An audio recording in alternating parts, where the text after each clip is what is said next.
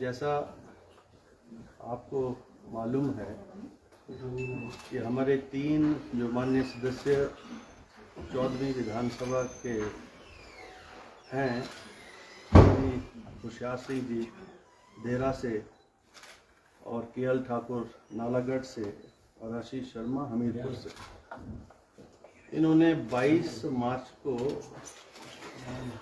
विधानसभा की सदस्यता से जो है वो रिज़ाइन किया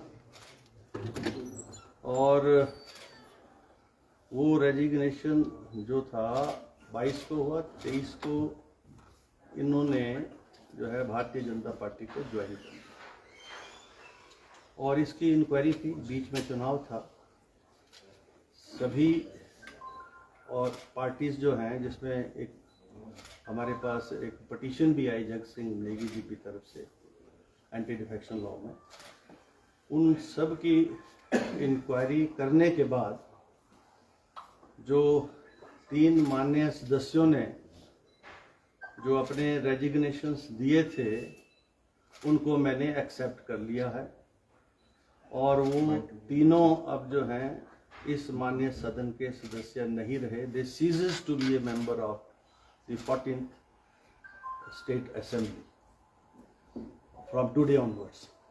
तो वो नोटिफाई हो जाएगा अभी और गजट में भी चला जाएगा।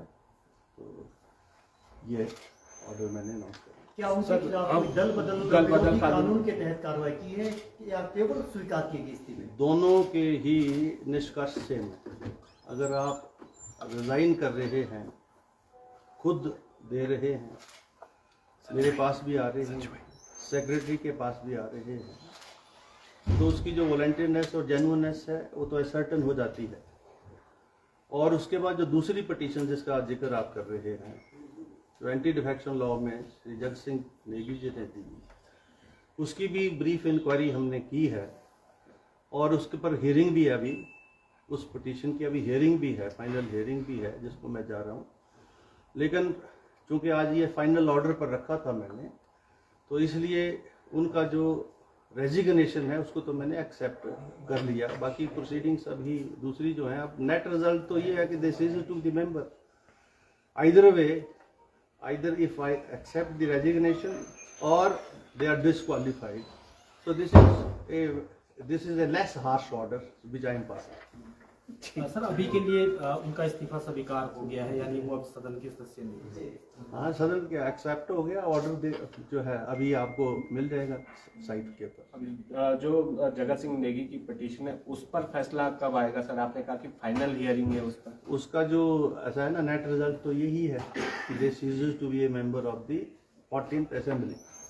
इस 14वीं असेंबली के वो सदस्य नहीं रहे, उनका चाहे आप रेजिग्नेशन एक्सेप्ट कर लो, चाहे उनको डिस्क्वालीफाई कर दो। तो मैंने एक हार्श ऑर्डर नहीं पास किया है, बड़ा जो है लेस हार्श ऑर्डर पास किया। ये तो आपको अब उसकी जो दूसरी पटिशन है वो इनफ्रक्चुअस हो जाती है और जो इससे पेंडिंग मैटर्स जहाँ कहीं भी होंगे इस रिलेटेड इश्यूज से, वो सारे इनफ्रक्चुअस हो जाएंगे।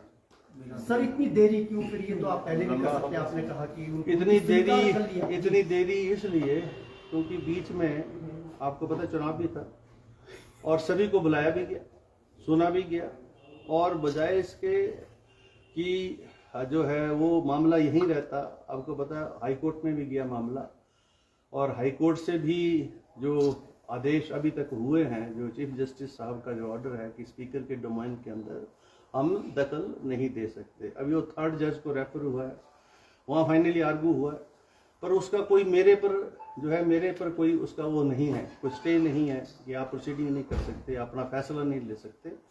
तो ये 2 महीने का समय जो है मिनिमम है, कुछ भी नहीं है, और इसमें इतना समय लगता है, टाइम भी देना पड़ता है, तो उस और जो रिकॉर्ड आया है उसको प्रोड्यूस भी करना पड़ता है। तो बड़ा डिटेल्ड ऑर्डर मैंने लिखा है, आप उसको देख लेंगे तो आपको खुद संतुष्टि हो जाएगी। धन्यवाद, थैंक यू।